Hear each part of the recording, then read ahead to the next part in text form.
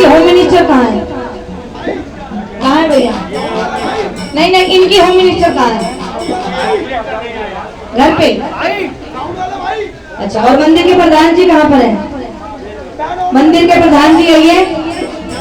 भैया आप भी आ सकते हो, सभी खड़े हो जाओ। और जितने भी कुर्सियों पर बैठे हैं ना, मैं चाहूंगी थोड़ी देर के लिए सभी खड़े हो जाओ। अच्छा, रमेश जी, पंडित जी अगर आवाज सुन रहे हैं, जो प्रधान जी हैं, रमेश प्रधान जी, आपसे प्रार्थना करना चाहूंगी एक बार हौसला बढ़ाने के लिए सभी भक्तों का, एक बार आइए। कहाँ पे प्रधान जी? आइए एक बार मंच पे आइए।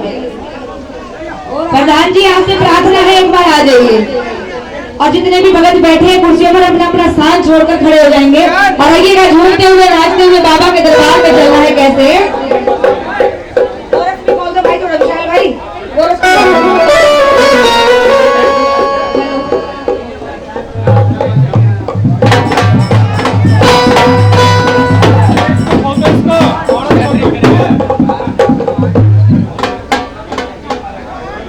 बंद है भैया पूरा।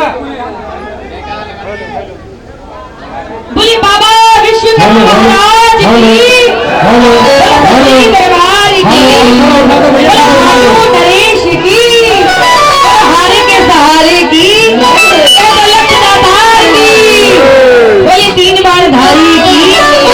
बाबा के चरणों में नाचते हुए कैसे वो तेरा